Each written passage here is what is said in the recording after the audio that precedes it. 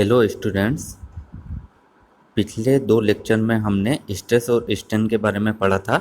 आज हम आगे बढ़ते हैं इससे और बात करते हैं हुक्स लॉ की। When a material is loaded with in elastic limit, जब किसी मटेरियल के ऊपर इलास्टिक लिमिट के अंदर लोड लगाया जाता है, the stresses is proportional to strain produced by the stresses, तब प्रतिबल विकृति के समानुपाती होता है। This means the ratio of the stress to the corresponding strain is constant within the elastic limit। Stress और स्ट्रेन यानी प्रतिबल और विकृति के मध्य में अनुपात इलास्टिक लिमिट पर हर एक पॉइंट पर क्या रहेगा, बराबर रहेगा। यानी कि जितनी प्रतिबल जिस अनुपात में बढ़ेगा उसी अनुपात में, उसी रेशो में स्ट्रेन भी उसमें बढ़ती जाएगी, लेकिन वो किस में होना चाहिए, इलास्टिक लिमिट के अंदर। दिस कांस्टेंट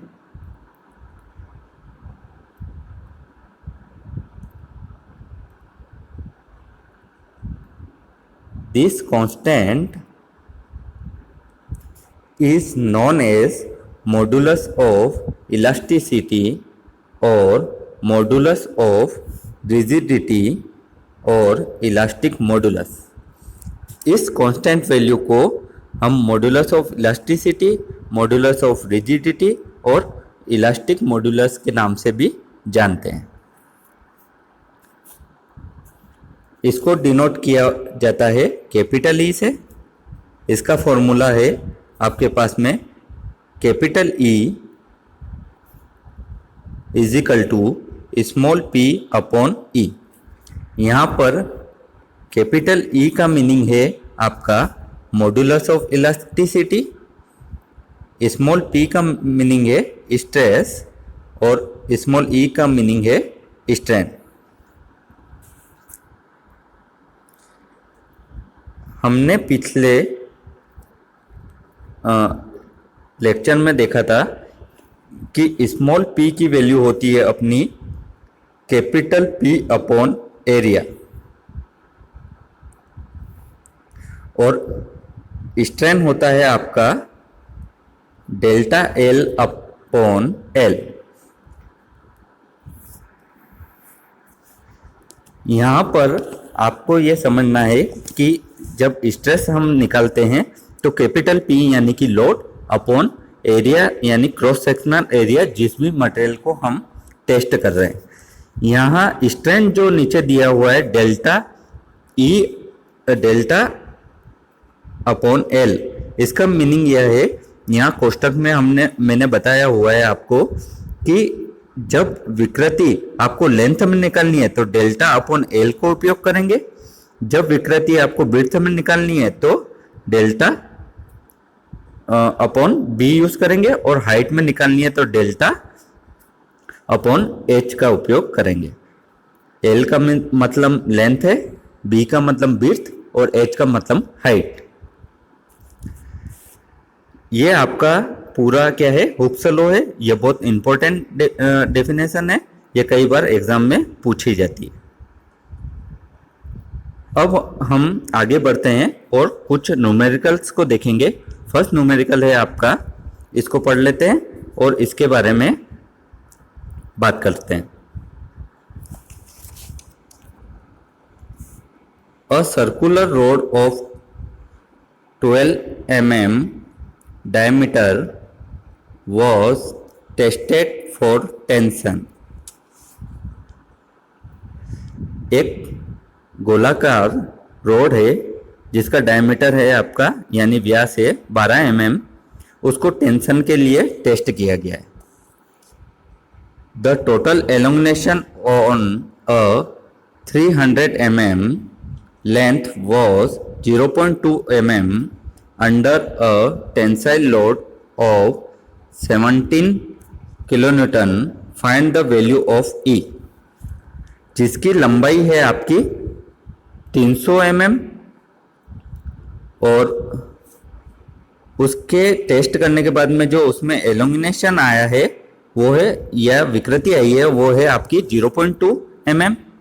और आपको ई की वैल्यू फाइंड आउट करनी है, यानी इलास्टिसिटी ऑफ मॉड्यूलस या इलास्टिक मॉड्यूलस या इलास्टिक रिजिडिटी, जो भी हमने ऊपर पढ़ा है। तीनों में से तीनों का ही नाम क्या है, सेम है, और उसको ई से डिनोट करते हैं। सबसे पहले इस न्यूमेरिकल को सोल्व करने के लिए हम बात करेंगे कि क्या वैल्यूज आपको इस क्वेश्चन के अंदर दी हुई है, उसको एक बार नोट कर लेते हैं। आपको कैपिटल पी यानी लोड की वैल्यू दे रखी है 17 किलो न्यूटन, वो लिख लेंगे और इसको चेंज कर लेंगे न्यूटन के अंदर। तो 17 इंटू 10⁻³ न्यूटन, 1 किलो न्यूटन में 1000 न्यूटन होते हैं, उसी के अनुसार इसको चेंज किया है। डेल्टा एल की वैल्यू दे रखी है 0.22 mm, लेंथ में चेंज हुआ है इसलिए इसको डिनोट किया है हमने डेल्टा एल से। डायमीटर उसका दे रखा है रोड का, वो है 12 mm। ये सर्कुलर रोड है इसलिए इसके एरिया जो हम निकालेंगे उसका फॉर्मूला हो जाएगा πd²/4। यहाँ पर इस फॉर्मूले के अंदर एरिया में डी का वैल्यू रख देंगे 12 mm, जिससे हमारे पास में एरिया आ जाएगा 113.0973। इसको आपको सोल्व कर लेना है कैलकुलेटर से। अब आपको स्ट्रेस निकालनी है, तो स्ट्रेस के लिए हमारे पास में फॉर्मूला है कैपिटल P अपॉन एरिया, यानी लोड अपॉन एरिया। लोड है आपके पास में यहाँ पर 17 किलो न्यूटन, और इसको मल्टीप्लाई कर लेंगे, न्यूटन से चेंज किया है 10⁻³ इसमें एरिया आपने जो ऊपर निकाला है उसका भाग लगा देंगे, तो हमारे पास में अब आगे इसके अंदर हमें फाइंड आउट करना है स्ट्रेन। तो इसका फॉर्मूला होता है डेल्टा एल अपॉन एल, यानी लेंथ में चेंज आ रहा है इसलिए हमने यहाँ पर लेंथ ली है। अगर बिर्थ में चेंज आता तो यहाँ पर बिर्थ ले लेते। यहाँ पर डेल्टा एल की वैल्यू हमें क्वेश्चन के अंदर बताई हुई है 0.22, और लेंथ आपके पास में है इसकी 300 mm। चेंज इन लेंथ में लेंथ का भाग लगा लेंगे तो हमें वैल्यू मिल जाएगी यहाँ पर 0.000733। इसको लिखने का तरीका होता है 7.333 इंटू 10⁻⁻4।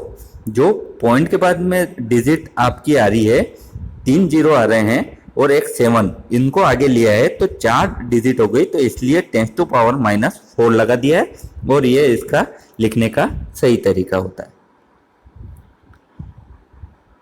अब आगे क्वेश्चन में आपको पूछा हुआ है मॉड्यूलस ऑफ इलास्टिसिटी, यानी ई की वैल्यू आपको फाइंड आउट करनी है कैपिटल ई की। कैपिटल ई का फॉर्मूला हो गया आपका स्मॉल p अपॉन ई, यानी स्ट्रेस अपॉन स्ट्रेन। जो भी आपने ऊपर निकाला है वो स्ट्रेस को यहाँ रख देंगे फॉर्मूले में, और स्ट्रेन की वैल्यू को रख देंगे, तो हमें ई की वैल्यू फाइंड आउट हो जाएगी 2.05 इंटू 10⁵ न्यूटन पर mm²। यहाँ पर ये न्यूटन पर mm² जरूर लिखना है, ये आपका इम्पोर्टेंट है, ठीक है। और इसको अगर हम किलो न्यूटन में चेंज करते हैं तो इसकी वैल्यूज आ जाएगी हमारे पास में 210 किलो न्यूटन पर mm²। आगे बढ़ते हैं, नेक्स्ट क्वेश्चन को देख लेते हैं अब।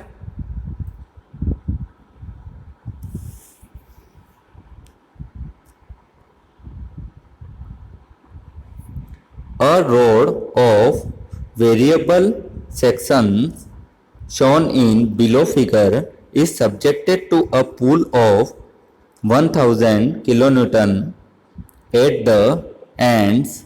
Find the extension of the rod taking E is equal to 2 into 10⁵ Newton per mm²। एक रोड का सेक्शन आपको नीचे दिखाया गया है, जो कि ये डायग्राम है आपका पूरा। इस डायग्राम के अंदर अलग अलग सेक्शन से, फर्स्ट जैसे कि आपका ये वाला सेक्शन हो गया, सेकंड ये सेक्शन हो गया, थर्ड ये, इस टाइप से ये सेक्शन बने हुए हैं अलग अलग, जिन पर एक लोड लग रहा है 1000 किलो न्यूटन का दोनों तरफ। दोनों ही जो तीर का निशान यहाँ बताया हुआ है, ये दोनों बाहर की साइड में लगे हुए हैं, यानी कि ये इसको बाहर की ओर खींच रहे हैं, यानी ये टेंसाइल है। इसमें जो स्ट्रेस डेवलप होगी वो कौन सी होगी? टेंसाइल स्ट्रेस होगी। यहाँ पर इस डायग्राम के अंदर ये जो 100 mm और 90 और 70 जो लिखा हुआ है, ये इसका डायमीटर दिखाते हैं, और नीचे की साइड में 0.6 मीटर, 0.4 मीटर ये आपको इसकी लेंथ दिखा रहे हैं। सबसे पहले क्वेश्चन को सोल्व करने के लिए क्वेश्चन के अंदर जो गिवंस वैल्यू है उनको लिख लेते हैं। कैपिटल पी यानी कि लोड कितना दे रखा है? 1000 किलो न्यूटन। इसको न्यूटन में चेंज कर लेंगे तो 1000 इंटू 10⁻³ न्यूटन। ई आपको दे रखा है 2 इंटू 10⁵ न्यूटन पर mm²। यहाँ पर ई की वैल्यू यहाँ न्यूटन में है और यहाँ पर भी, इसीलिए लोड को हमने न्यूटन में चेंज किया है। फर्स्ट जो सेक्शन है आपका ऊपर,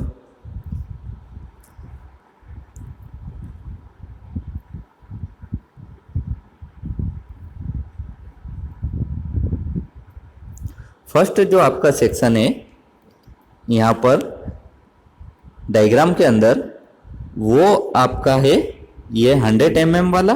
तो इसका डायमीटर यहाँ पर लिख लेते हैं 100 D1 = 100 mm।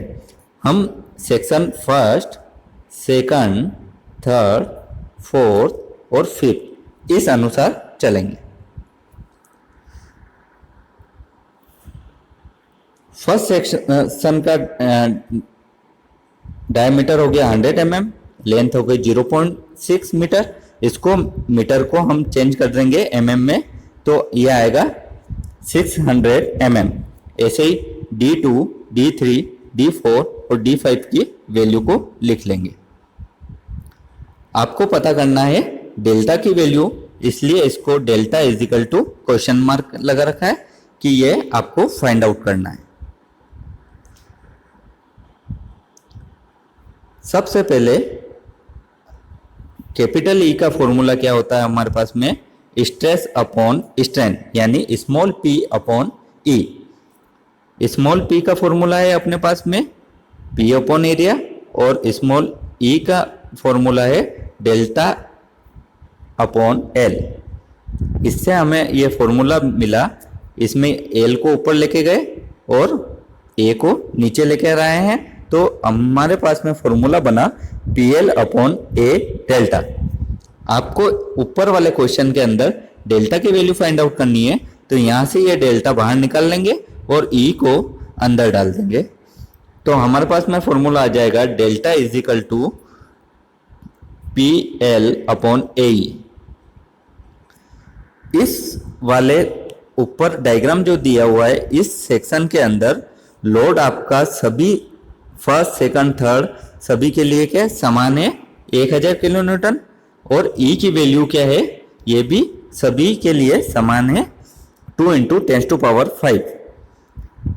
तो नीचे हम फॉर्मूले को चेंज कर लेंगे इस टाइप से, P/E ये बाहर निकाल लेंगे क्योंकि इन दोनों की वैल्यू कॉमन है, और हर एक सेक्शन के लिए L की वैल्यू अलग है और A की वैल्यू अलग है, तो इनको डिनोट कर लेंगे नीचे इस तरह से, delta = P/E L1/A1 plus L2/A2 plus L3/A3 plus L4/A4 plus L5/A5। जितने सेक्शन होंगे उतने अलग अलग भाग हो जाएंगे। यहाँ पर हमें एरिया का फाइंड आउट करना है। सब सर्कुलर रोड है तो हम फॉर्मूला यूज करेंगे पाई d1 स्क्वायर अपॉन 4। यहाँ फर्स्ट सेक्शन का डायमीटर रख लेंगे और उससे हमारे पास में वैल्यूज आ जाएगी। फर्स्ट सेक्शन का एरिया फाइंड आउट हो जाएगा इस तरह से। इसको आपको कैलकुलेटर की सहायता से सोल्व करना है। इसी तरीके से A2, A3 और A4 व A5 का एरिया निकाल लेना है। अब इन एरिया को ऊपर दिए हुए फॉर्मूले में आप पुट करेंगे। यहाँ पर इस वाले में सारी वैल्यू आपके पास में है। इस फॉर्मूले के अंदर डालने पर हमें इस टाइप से वैल्यूज पुट कर देनी है जो यहाँ पर बताया गया है। P की वैल्यू डाल दी है, E की वैल्यू डाल दी, ऐसे L और एरिया की सभी सेक्शन की वैल्यूज डालेंगे और इसको सोल्व करेंगे तो हमारे पास में डेल्टा की वैल्यू आ जाएगी जो कि है आपकी 2.196 mm। इस पूरी इक्वेशन को आपको कैलकुलेटर की सहायता से सॉल्व कर लेना है। अब बात करते हैं नेक्स्ट क्वेश्चन की। A steel bar of variable section is subjected to force as shown in figure, taking E is equal to 205 kilonewton per mm square. Determine the total elongation of bar। एक steel bar नीचे section में दिखाया गया है जो कि यहाँ पर दिख रहा है इस डायग्राम के अंदर। इस डायग्राम के अंदर एक अलग अलग सेक्शन पर अलग अलग फोर्स लगा हुआ है, जैसे कि यहाँ पर हम देख सकते हैं। इस डायग्राम के अंदर यहाँ लग रहा है 45 किलो न्यूटन इस फेस पे, यहाँ लग रहा है आपका 20 किलो न्यूटन, यहाँ 30 और यहाँ 55 किलो न्यूटन। इस पूरे सेक्शन में आपको अलग अलग सेक्शन का डायमीटर भी दे रखा है 30 mm, 35 mm, यहाँ पर 30 mm और इसकी लेंथ नीचे दे रखी है 1 मीटर, 1.2 मीटर और 1 मीटर। अब इस सेक्शन के अंदर लोड हर एक सेक्शन का अलग अलग है तो हम इसे किस तरह से सोल्व करते हैं ये नीचे देख लेते हैं। सबसे पहले हम यहाँ पर जो E की वैल्यू दे रखी है इसको चेंज कर देंगे न्यूटन पर mm में, तो 205 इंटू 1000 करने पर यह आपकी चेंज हो जाएगी किलो न्यूटन पर mm स्क्वायर से न्यूटन पर mm स्क्वायर में। आपको D1 की वैल्यू दे रखी है, D2 की वैल्यू दे रखी है और D3 की वैल्यू दे रखी है। इसीलिए आपका एरिया 1, एरिया 2 और area 3 pi D square by 4 circular bar है, इसके फॉर्मूले से निकल जाएगा। यहां पर आपको लेंथ भी गिवन है L1, L2, L3। इन सभी को भी mm में चेंज कर लेंगे और यहां पर वैल्यूज लिख लेंगे। अब आपको क्या करना है, इस क्वेश्चन को सोल्व करने के लिए इसको 3 भागों में बॉक्स को बांट लेंगे, फर्स्ट, सेकंड और थर्ड। यहाँ पर कितने बॉक्स हो गए, 3 बॉक्स। तो नीचे हम क्या करेंगे, 3 बॉक्स बना लेंगे, फर्स्ट, सेकंड और थर्ड। फर्स्ट बॉक्स जो आपका है उसमें ऊपर डायग्राम के अंदर यहाँ पर ये बताया हुआ है,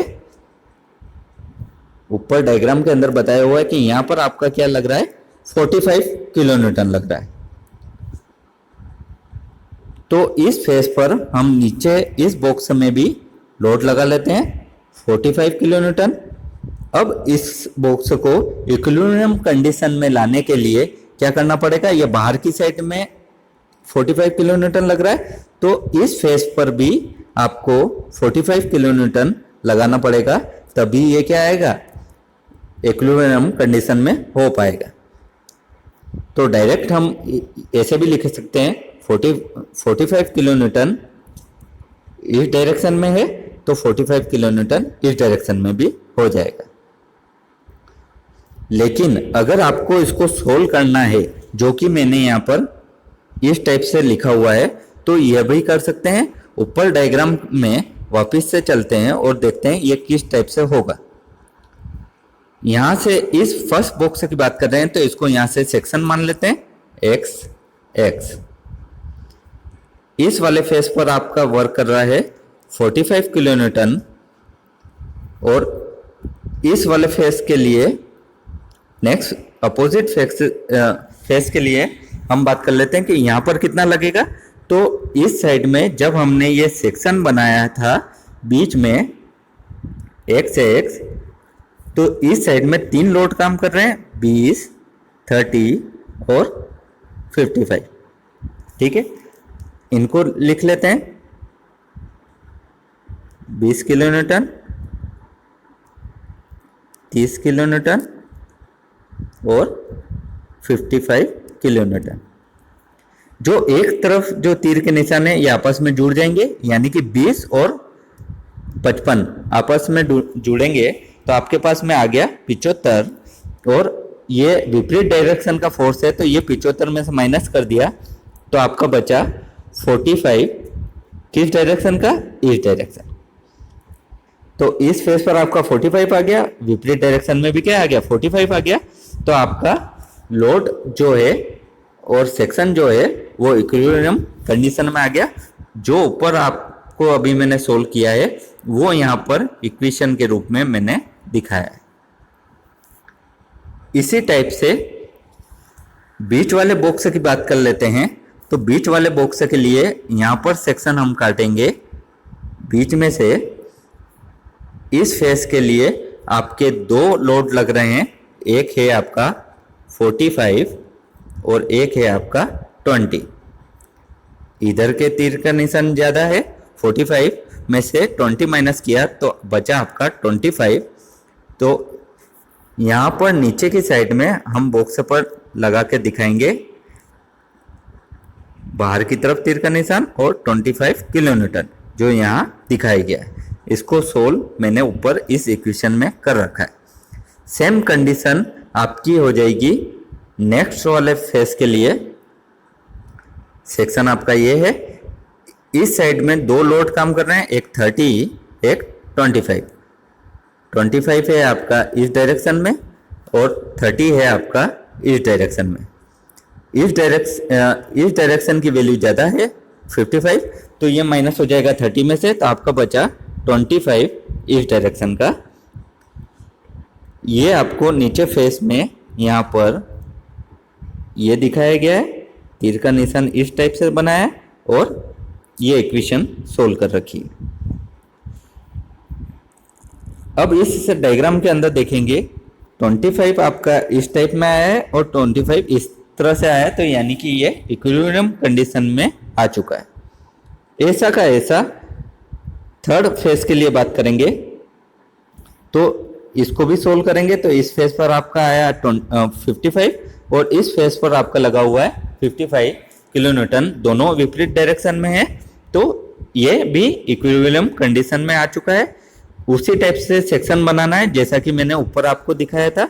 तो इससे आपकी इस फेस के लिए ये इक्वेशन बन जाएगी और ये वैल्यूज आपको फाइंड आउट हो जाएगी। अब आपको जो लोड हर एक सेक्शन पर आया है उस लोड को यहाँ लिख लेना है। फर्स्ट आपका आया था P1 45 किलो न्यूटन, इसको न्यूटन में चेंज कर लेंगे। P2 25 किलो न्यूटन, इसको भी न्यूटन में चेंज कर लेंगे। P3 55 किलो न्यूटन, इसको भी न्यूटन में चेंज कर लेंगे। तीनों ही बाहर की साइड में सेक्शन को खींच रहे थे, तो तीनों ही सेक्शन आपके क्या हो गए, टेंसाइल हो गए। अब आपको डेल्टा की वैल्यू निकालनी है, यानी कि आपको उसमें कितनी विकृति आई है या एलोंगनेशन पैदा हुआ है वो निकालना है।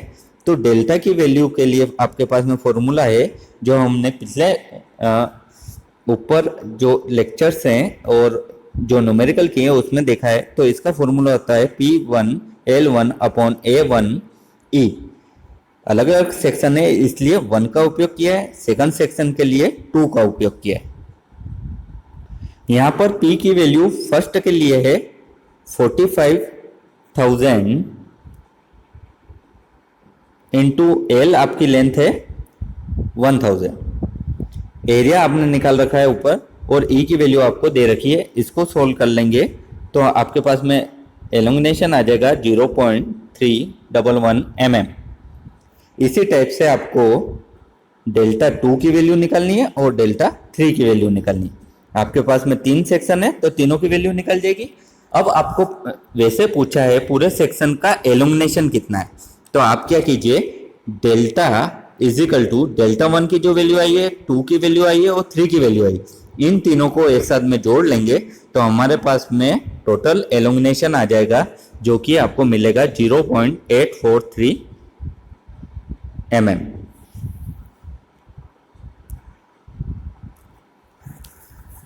Thank you. आज के लिए इतना ही है। आगे हम नेक्स्ट लेक्चर में और न्यूमेरिकल्स करेंगे और उनके बारे में देखेंगे। आपको जो मैंने आज पढ़ा है इसको ध्यान से पढ़ना है। अगर इसमें कोई क्यूरीज हो तो आपको व्हाट्सएप पर मुझे मैसेज कर देना है।